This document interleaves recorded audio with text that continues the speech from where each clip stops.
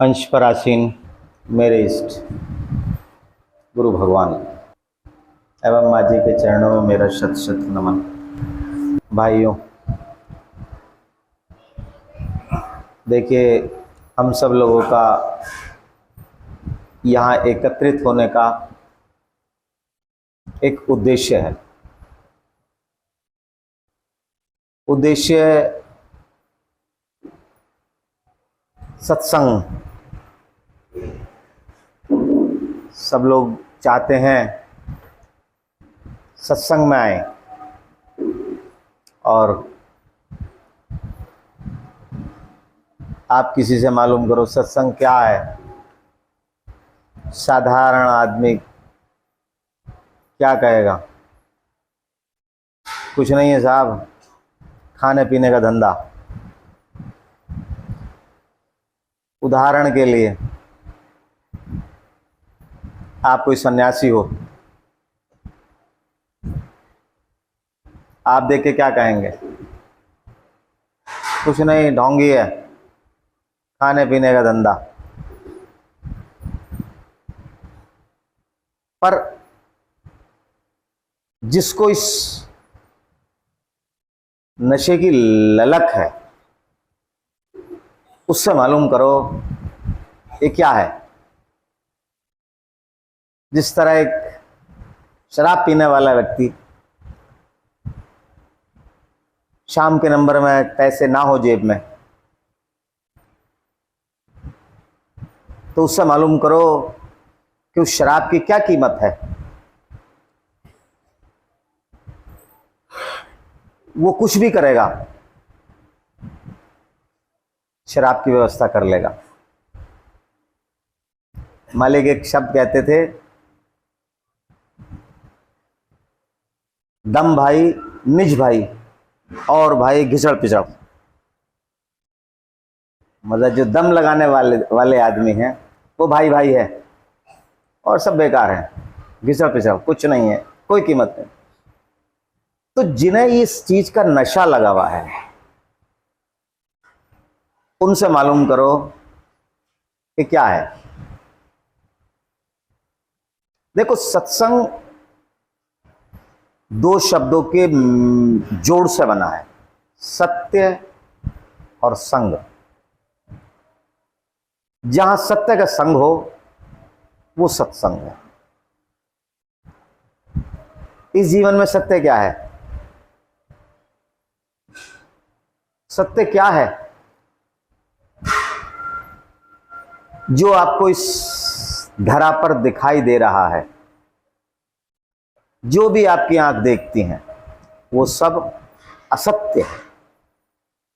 कल्पना, स्वप्न, निद्रा। मैं बैठा हूं, असत्य है। यहां ये घर है, असत्य है। जो कभी ना बदला जाए, जो जीवन पर्यंत जब से सृष्टि बनी तब से आज तक अटल रहे, वही सत्य है। आज यहां आपको आश्रम दिखाई दे रहा है। 100 साल पहले क्या आश्रम था? आगे को 500 साल पहले क्या आश्रम होगा? पता नहीं क्या हो। आप यहां बैठे हैं, आपका नाम मेवराम है, आपका नाम रेशमा है, आपका नाम ये है। क्या ये सत्य है? आप जीवन पर्यंत रहेंगे? जब तक सृष्टि बनी है, जब तक रहेगी, क्या आप रहेंगे? सत्य तो नहीं है। आज ये माइक है, क्या सत्य है? टूट जाएगा। तो सत्य क्या है? सत्य केवल दो चीज हैं, एक परमपिता परमात्मा का नाम और एक आपकी मृत्यु। बस, ये अटल है, ये कभी नहीं बदल सकती। क्या आप मैं अपने मृत्यु का काल बदल सकते हैं? नहीं बदल सकते। जिसका जहां तक का टिकट होगा वहीं तक चलेगा, और अगर थोड़ा सा आगे चला तो टीटी क्या कहेगा पकड़ने के बाद? Without ticket. जब पेशेंट वेंटिलेटर पर रखा जाता है तो परमात्मा भी यही कहता है कि गधे, तेरा टाइम तो निकल चुका, तू तो विदाउट टिकट है। परिवार वाले कहते हैं कि वेंटिलेटर पर ही रखो, डॉक्टर ये कहेगा हटने के बाद एकदम पेशेंट चला जाएगा दुनिया से। तो जबरदस्ती हो रही ना, जबरदस्ती खींचा जा रहा है। तो विदाउट टिकट है, स्टेशन तो निकल गया उसका, वो जबरदस्ती बैठा है ट्रेन में। उसको जीवन नहीं बोलते, जीवन बिल्कुल नहीं बोलते। वो सत्य नहीं है, असत्य है। असत्य इसीलिए है कि वो मशीनों पर जीवित है, केवल प्राण को रोक रखा है, पर वो जीवन नहीं है, जीवन नहीं है। तो सत्य केवल दो हैं, परमात्मा का नाम,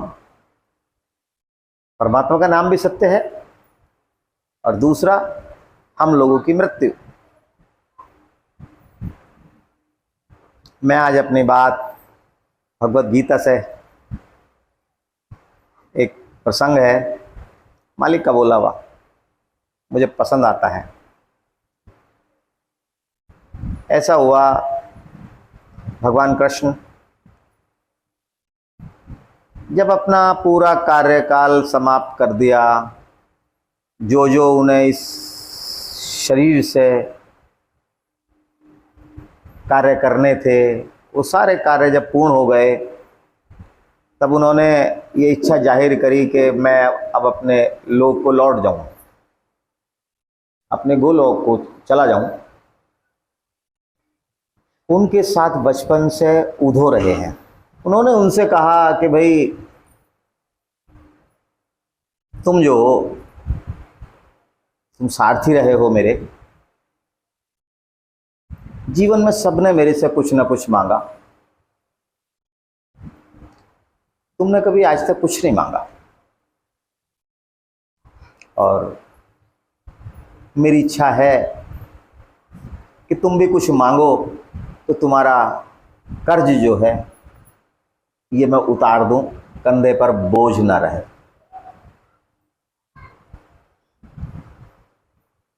तो वो बोले, भगवान ऐसा है कि जिसके साथ आप हो उसे मांगने की तो जरूरत ही नहीं है, पर आप आग्रह कर रहे हैं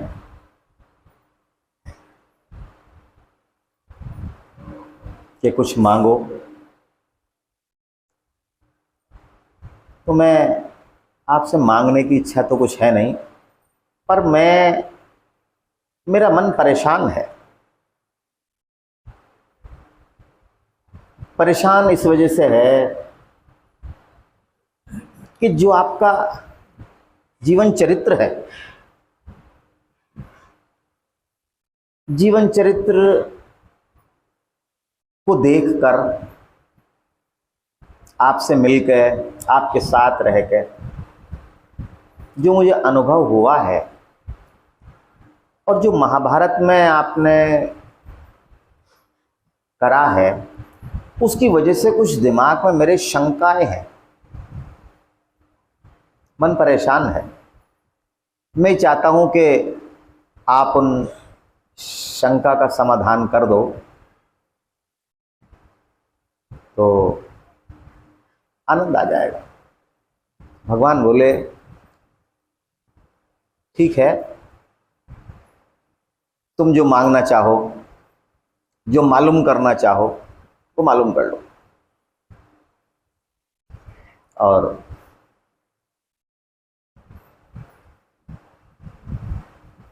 तुम्हारे शंका समाधान मैं करूंगा। तो बोले, भगवान एक बात बताइएगा,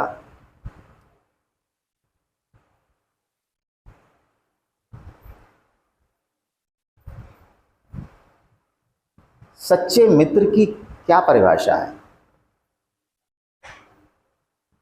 भगवान कृष्ण बोले, सच्चा मित्र वो है जो अपने मित्र को विपत्ति में साथ दे और जब वो किसी गलत परिस्थिति में हो तो उसे बचाने का प्रयास करे।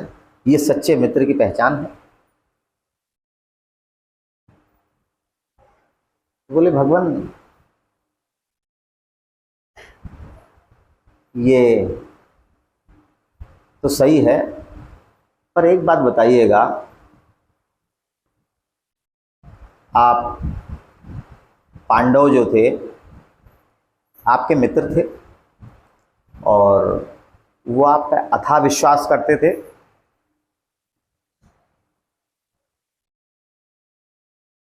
जब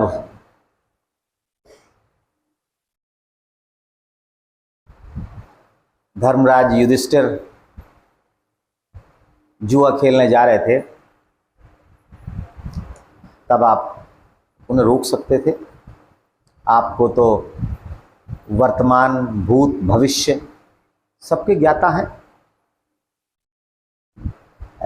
जब आपके वो मित्र हैं तो आपको रोकना चाहिए था, गलत काम है, पर आपने नहीं रोका।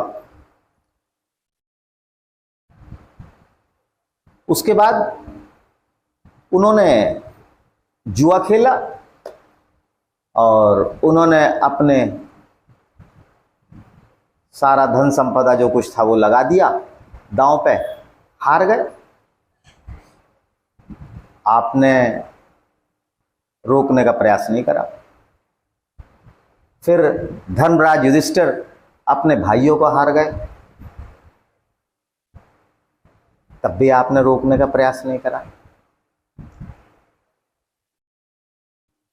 और अंत में उन्होंने द्रौपदी को दांव पे लगाने के लिए, जब दुर्योधन ने कहा कि अगर तुम द्रौपदी को दांव पे लगा दोगे तो तुम्हारा भाग्य बदल जाएगा और जो कुछ हारा है सब एक साथ तुम्हें वापस हो जाएगा, जब ऐसा प्रलोभन दिया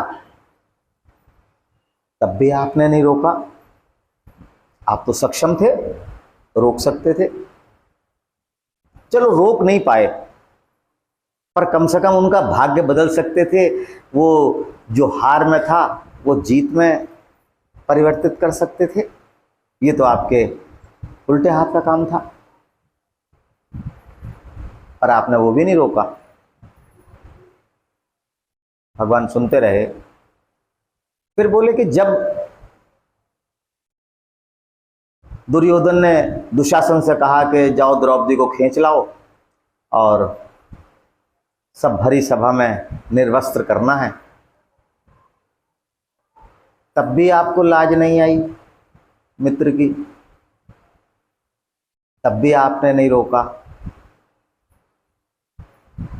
और जब साड़ी खींचने लगी तब भी आपको लाज नहीं आई, तब भी आपने मित्र धर्म नहीं निभाया। और अंत में जब कहते हैं द्रौपदी का सारा शील भंग हो गया, तब आपको याद आई, तब आपने लाज बचाई। क्या पहले ये काम नहीं हो सकता था? और आप का जो स्वभाव है, आपका जो चरित्र है, आपका जो व्यक्तित्व है और जो आपने एक सच्चे मित्र की परिभाषा बताई है, वो परिभाषा और ये आपका कर्म जो आपने महाभारत में करा है, ये मिल नहीं रहा। और ये मैं ही नहीं कह रहा, जो भी महाभारत के प्रसंग देखेगा वो ये कहेगा कि क्या ऐसा पहले नहीं हो सकता था। भगवान कृष्ण बड़े मुस्कुराए। भगवान कृष्ण बोले कि भाई देखो, ऐसा है,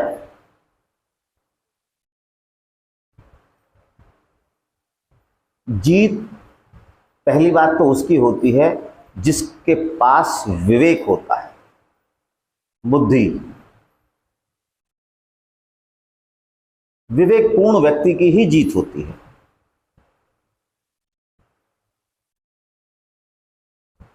जब उनको कक्ष में बुलाया गया कि जुआ खेलना है, दुर्योधन ने निमंत्रित करा, तो धर्मराज युधिष्ठिर ने मेरे से ये कहा कि जब तक हम आपको आदेश ना दें तब तक आपको आना नहीं है, सभा में नहीं आना है, बाहर ही रहना है।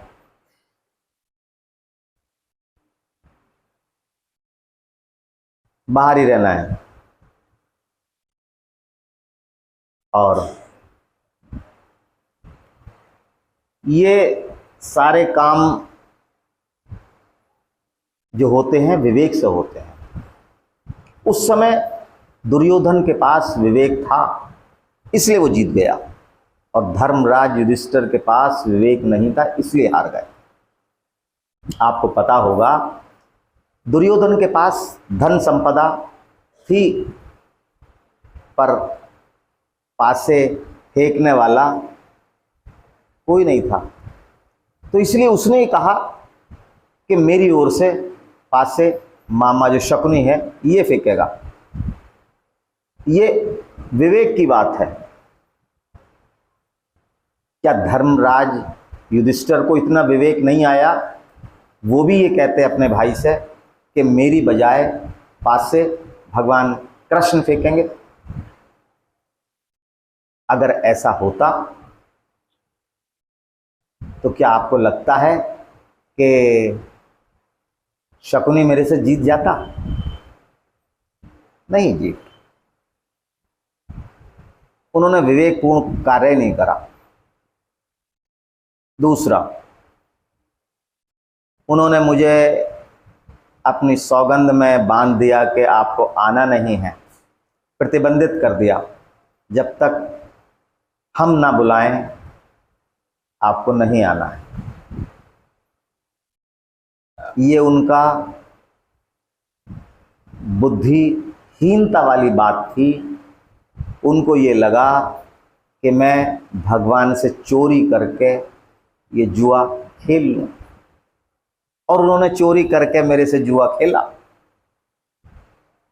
क्या भगवान से कभी कुछ चोरी हो सकती है? ये कितना मूर्खतापूर्ण कार्य करा। कोई बात नहीं।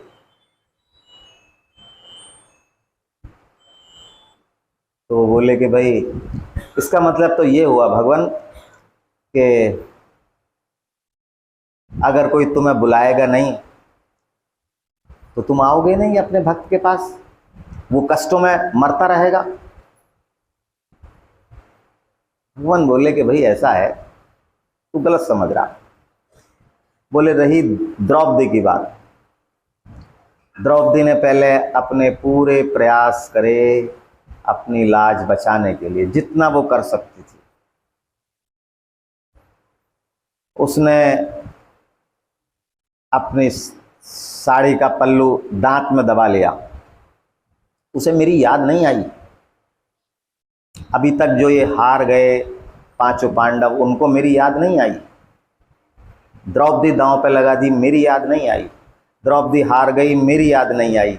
द्रौपदी को खींच के दुशासन भरी सभा में ले आया, मेरी याद नहीं आई। द्रौपदी का चीर हरण होने लगा, किसी को मेरी याद नहीं आई।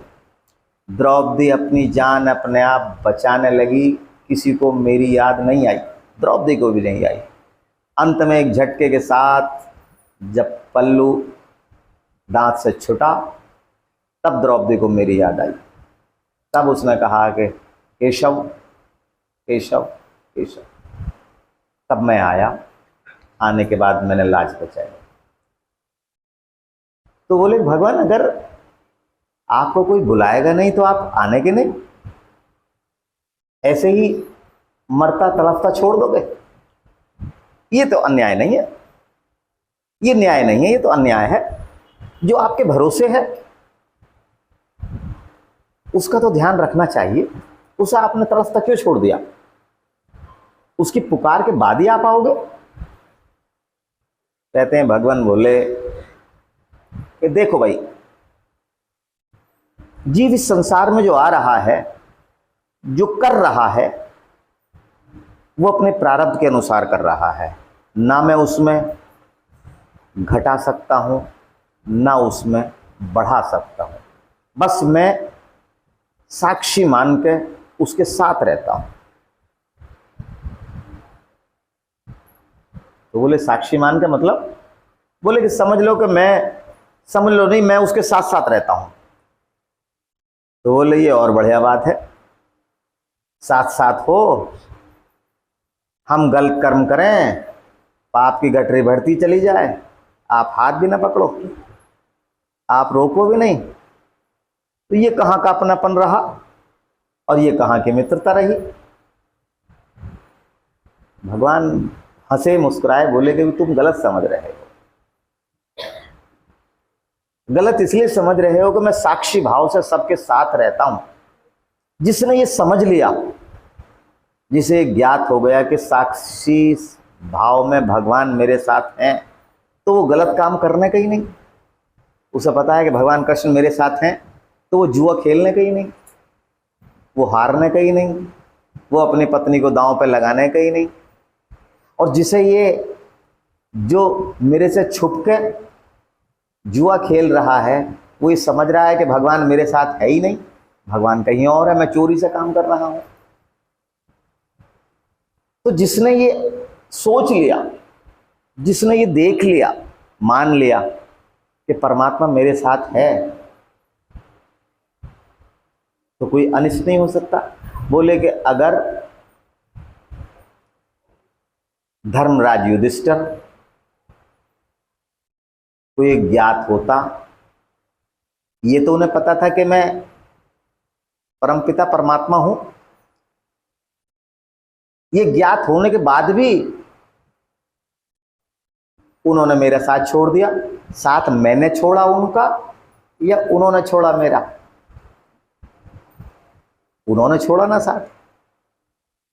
मैं तो, उन्होंने पुकारा मैं आ गया, जब तक उन्होंने मुझे नहीं पुकारा मैं नहीं आया। और अगर उन्हें ये एहसास होता कि मेरे से कोई चोरी नहीं हो सकती, साक्षी भाव से परमपिता परमात्मा मेरे साथ है, तो वो ये गलत कर्म करते ही नहीं। और ये महाभारत का जो ये रूप दिखाई दे रहा है, ऐसा रूप होता ही नहीं, कुछ और होता, बदला हुआ रूप होता। तो ये इसमें मेरी सच्चे मित्र की भूमिका कहाँ गलत है? भाई जब आपने पुकारा मैं आ गया। मुझे लगता है कि हमको भी ये भ्रम है कि हमारा इष्ट हमारे साथ नहीं है, वो केवल शेरकोट में घर में बैठा है। तभी तो आप देखो यहाँ बाउंड्री पार होते के साथ ही बीड़ी सिगरेट चालू। सत्यता है या नहीं बताओ? ये कोई, मैं कोई आध्यात्मिक की या कोई ऐसी बात नहीं कर रहा। मालिक ने ये बताया है कि जो भी खाओ भोग लगा कर खाओ। जो मेरे भाई लोग सिगरेट शराब पीते हैं, कभी परमात्मा का भोग लगाया? नहीं लगा सकते। क्यों नहीं लगा सकते? लगा क्यों नहीं सकते? भाई जब आप पी सकते हो तो पिला सकते हो। आपको लगता है कि ये चीज गलत है, गलत है ना? ये परमात्मा को भोग नहीं लग सकता। मालिक ने इसीलिए कहा है जो खा मुझे अर्पित करके खा। अगर अर्पण करके खाएगा तो क्या गलत चीज खा सकता है? नहीं खा सकता। आज मान लो मैं पान मसाला खाऊं, मैं पहले बहुत पान मसाला खाता था, और जब मालिक को शायद आभास हुआ, उन्होंने कहा तू पान मसाला तो नहीं खाता, मैंने झूठ बोला नहीं खाता। तो उन्होंने मुझे मिसाल देनी शुरू करी कि वो खाता है साला और वो है और ऐसे है। वो सुना, उसका नाम लेकर रहे थे, डांट मुझे रहे थे। तो इसका मतलब क्या हुआ? मुझे लगा कि ये साक्षी भाव से मेरे साथ हैं और मैं खा रहा हूं तो जो है मैं ले रहा हूं तो ये देख रहे हैं कि इतने रुपए का ले लिया, है ना। संतों के बताने का, समझाने का, डांटने का अलग अलग स्वरूप होता है। जिनका विश्वास है कि परमात्मा मेरे साथ है और हर समय रहता है, अगर वो कभी ऐसी आपातकालीन स्थिति में बिल्कुल असहाय अवस्था में होते हैं तो आप यकीन मानिए ऐसे निकल के चले जाते हैं। कहाँ गया कुछ नहीं, पता भी नहीं लगा कौन आया था, क्या विपत्ति थी, क्या परेशानी थी, कब निकल गई, कुछ नहीं पता। कारण यह है कि उन्हें पता है। एक मेरे पास एक, मैं कहूँगा अपने मालिक का अनन्य भक्त, बहुत गरीब है, आता है यहाँ, बहुत गरीब है। मैंने उससे कहा, मैंने तू अपने लिए कुछ तो मांगा कर यार। तो उसने कहा क्यों? मैंने कहा कि पैसा है, जीविका में जरूरत पड़ती है, हर एक संसार मांगता है। तो उसने कितना सुंदर और कितना मीठा जवाब दिया। शायद आप सबकी मेरी भी कल्पना से परे की बात जो उसने कही। उसने मुझसे कहा, गुरुजी जो मैं खाऊंगा वो ही खिलाऊंगा। मैं जमीन में बैठा तो गुरुजी को जमीन में बैठाऊंगा। अगर उन्हें बुरा लगेगा तो अपना आप देंगे, मैं क्यों मांगू? उन्हें ठंड लगेगी ना जमीन में तो मुझे भी ठंड लगेगी। उन्हें लगेगी जरूरत गद्दे की है तो मुझे भी देंगे, अपने आप भी लेंगे। तो उसका कितना दृढ़ विश्वास है। उसे लग रहा है कि मालिक हर समय मेरे साथ है। तो मैं मानता हूं कि उसका परीक्षा काल चल रहा होगा, ये चल रहा है। जिसका इतना दृढ़ विश्वास है, क्या लगता है कि उसे मालिक ना दे? खाली जा नहीं सकता। मालिक का निशान न लगे और छूट जाए, असंभव। तो मेरा आप सब लोगों से केवल यही कहना है, यही आदेश है, यही विनम्र निवेदन है। देखिए, अपने इष्ट पर अथाह विश्वास करिएगा और समझिएगा वो हमारे साथ हैं। आपने देखा होगा, मैं आपसे जब कहता हूं ध्यान में बैठने के लिए तो मैं कहता हूं बस समझोगे आप और वो बैठे हैं, तीसरा कोई है ही नहीं। आप अपने मालिक के सामने बैठे हैं, दूसरा कोई नहीं आपके आसपास, कुछ नहीं, इधर भी कोई नहीं, उधर भी कोई नहीं, केवल आप और वो। मीडिएटर कोई है ही नहीं, अगल भी नहीं, बगल भी नहीं। आप समझो सामने बैठे हैं।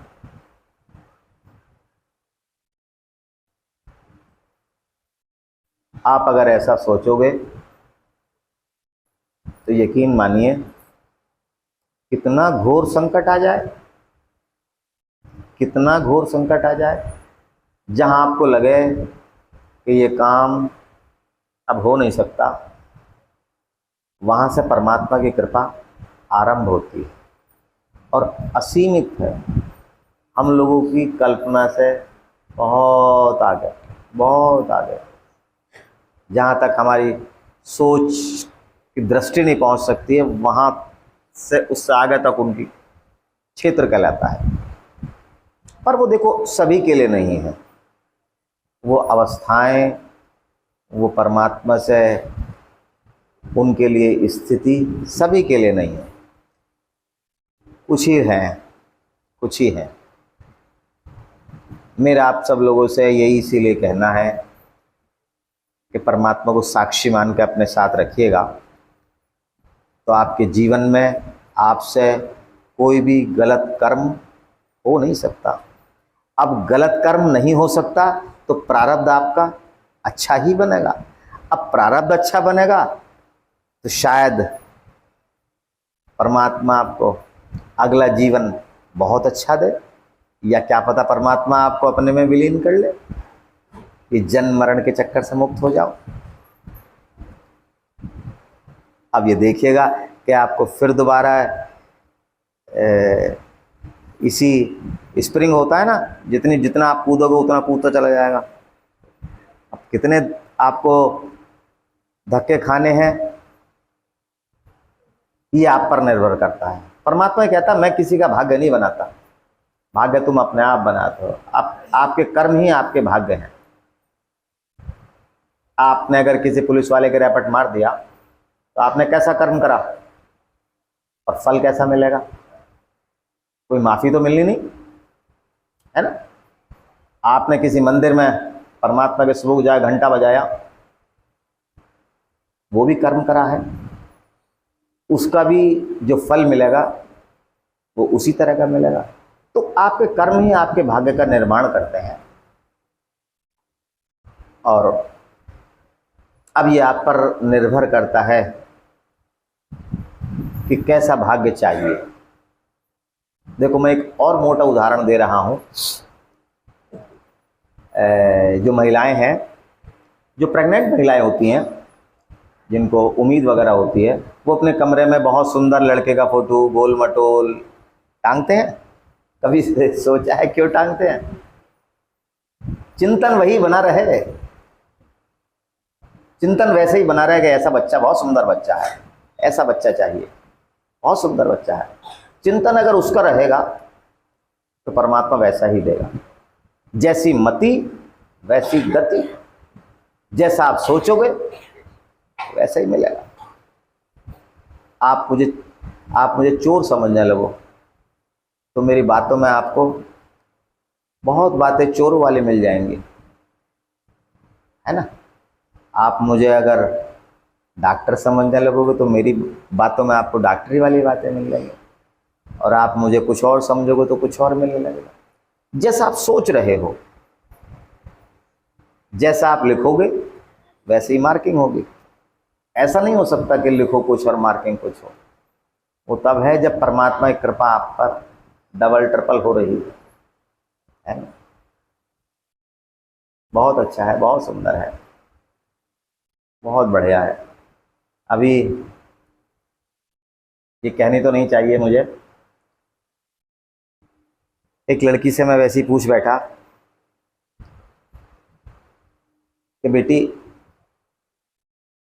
कैसा लगता है बृहस्पति में आकर, जिससे मैं सबसे मालूम कर लेता हूँ।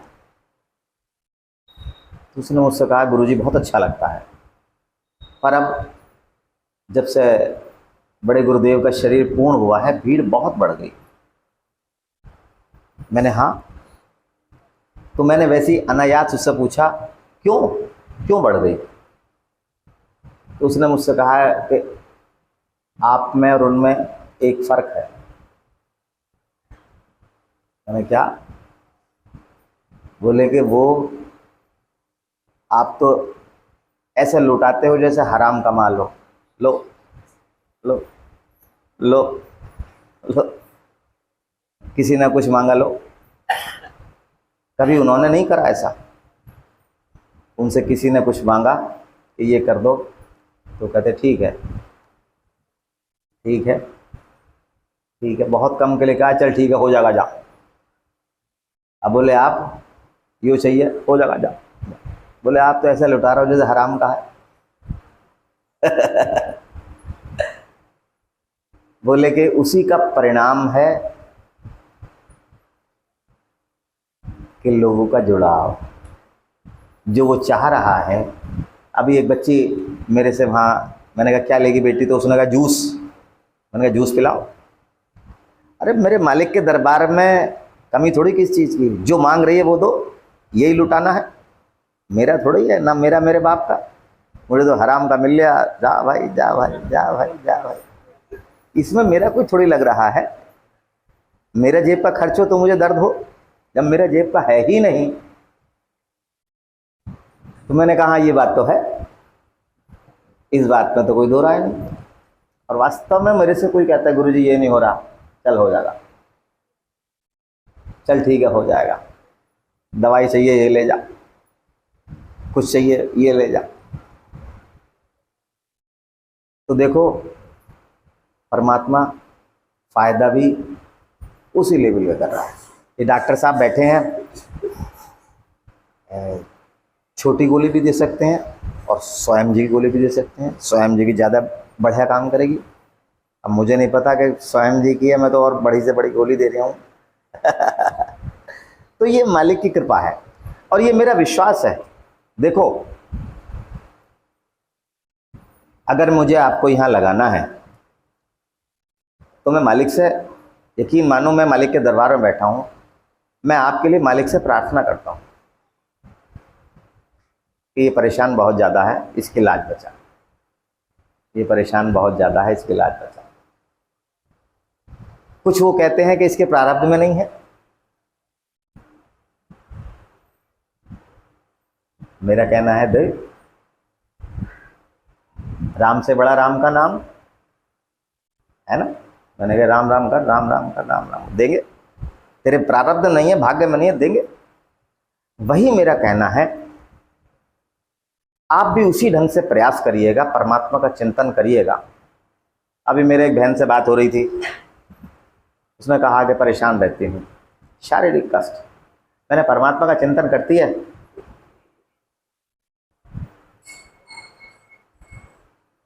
मैंने क्या फायदा, फायदा क्या है बताओ। आपका यहाँ आना, बृहस्पति में साप्ताहिकी में आना, मेरे ख्याल से टाइम बेकार करना। अगर आप परमात्मा का चिंतन नहीं कर सकते तो फिर मांगने की उम्मीद नहीं रखनी चाहिए। जब मैं आपको कुछ दे नहीं सकता तो आपसे लेने की इच्छा नहीं रखनी चाहिए, है ना। तो मेरा आपसे सबसे यही कहना है कि देखिएगा, मालिक का नाम अवश्य लीजिएगा, अवश्य अवश्य लीजिएगा। और आप केवल संसार मांग रहे हैं, संसार मांग रहे हैं, केवल संसार मांग रहे हैं। कुछ ही हैं जो परमार्थ मांग रहे हैं, वो उंगलियों पर गिन सकते हैं। जैसे किसी महिला के पास हीरे का सेट एक आध के पास है, और वो भी एक आध ही है। हीरे की अंगूठी, हीरे का पैंडल एक आध ही है। सोने के 10 हो सकते हैं, हीरे का एक ही है। क्यों?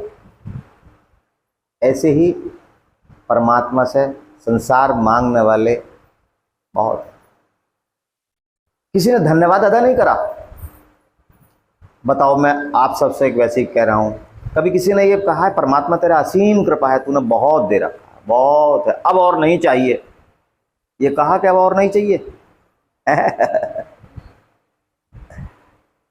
कोई एक नहीं कह सकता। क्यों पता है? वो कह रहा है कि मुझे तो परमात्मा चाहिए ही नहीं, क्या करूंगा लेके, बेकार है, काम की चीज तो ये संसार है। तो वही मेरा आप सबसे कहना है कि जो आपका मन करे वो मांगिएगा, जो मन करे ना मांगिएगा, पर परमात्मा का चिंतन अवश्य करिएगा।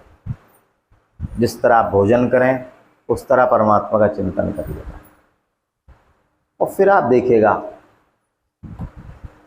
आपके जीवन में कितना आनंद आ जाएगा। खुशी अलग चीज है, प्रसन्नता अलग चीज है, आनंद अलग चीज। पैसे में खुशी नहीं है, इस मकान, कोठी, बंगले, गाड़ी में खुशी नहीं है। कभी एक उदाहरण दूं, मान लो आप गाड़ी नई लो और पुरानी गाड़ी खटारा हो जाए, नई गाड़ी से आप धामपुर जाओ या कुछ चलो, अचानक पंचर हो जाए तो सिर पकड़ के बैठ लोगे, अरे यार इससे बढ़िया तो वो पुरानी थी, उसने आज तक पंचर तो नहीं करा, क्या करा इसका बेकार लेके, इससे बढ़िया वही थी, वही लाना चाहिए था, है ना।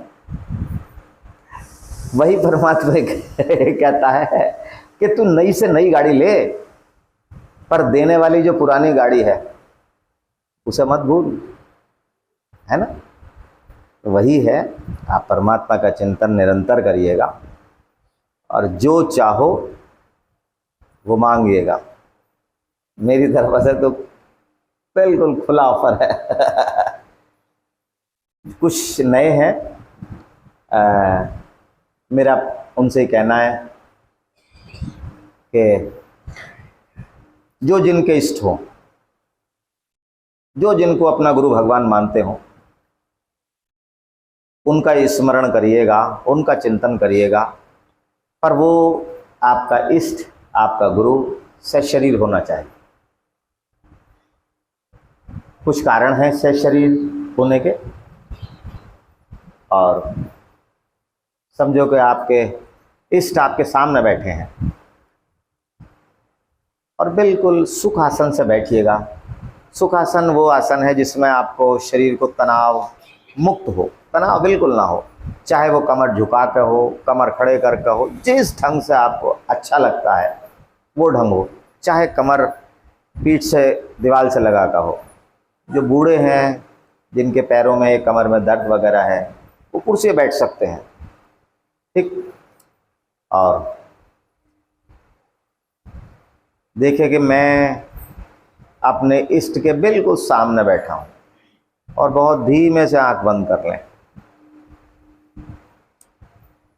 देखिए मालिक के अंदर से एक प्रकाश आ रहा है, मालिक प्रकाश पुंज है, और वो प्रकाश आपके भीतर जा रहा है, हृदय क्षेत्र में जा रहा है।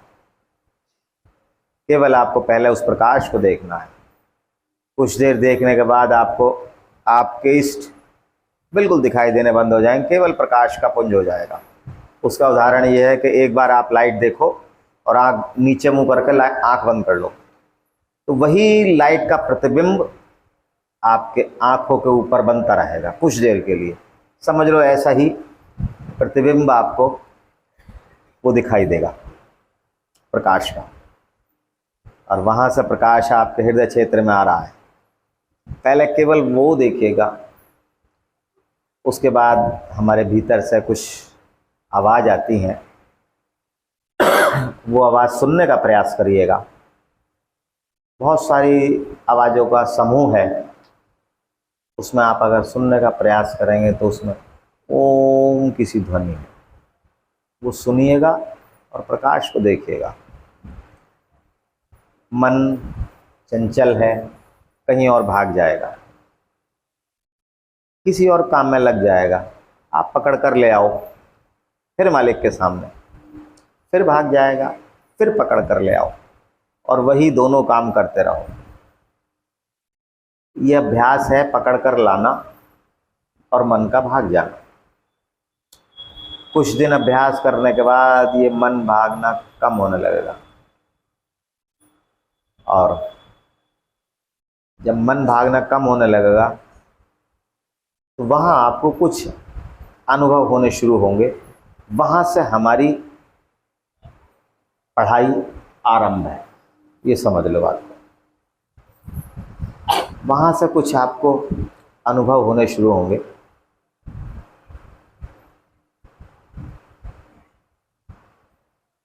तो अभी मुझे बात याद आ गई, अभी एक काशीपुर से सज्जन आते हैं, इतना ही बता दिया बहुत है, नाम नहीं बताने का।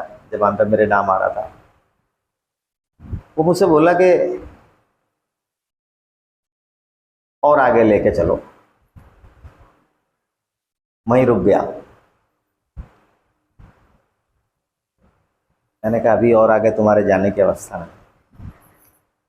कारण ये है, ये नशा ऐसा है कि फिर ना घर अच्छा लगता है, न पत्नी अच्छी लगती है, न पैसा अच्छा लगता है, न संसार अच्छा लगता है। वैराग्य, कुछ नहीं अच्छा लगता है ना। वो अवस्था नहीं आनी चाहिए अभी, क्योंकि तुमसे अभी बहुत सारे काम लेने हैं परमात्मा को। तो वही मैं कह रहा हूँ, वो नशा ऐसा है जैसे हिरन के कस्तूरी में होता है ना, भागता है हिरन, छटपटाता है, मरने को तैयार है, भागता भागता गिर जाता है, फिर भागता है, फिर गिर गया, फिर भागे, उस नशे के लिए, उस स्मेल के लिए। तो मैंने उसे रोक दिया। बहुत अच्छी अवस्था में चल रहा है, बहुत अच्छी अवस्था में चल रहा है। ऐसा नहीं आप लोग बहुत अच्छी अवस्था में चल रहे हैं,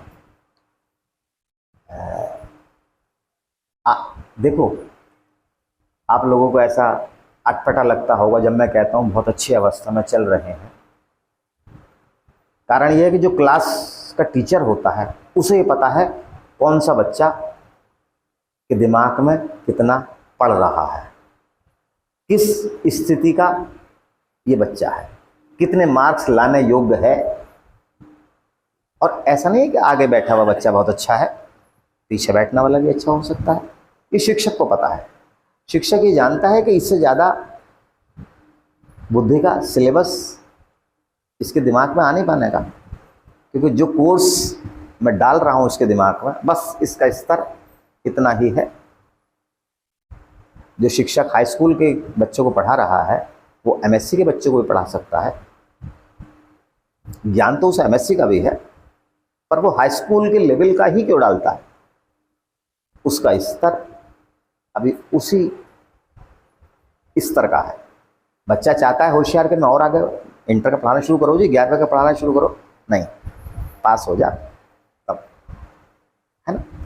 वही अवस्था उसके साथ है।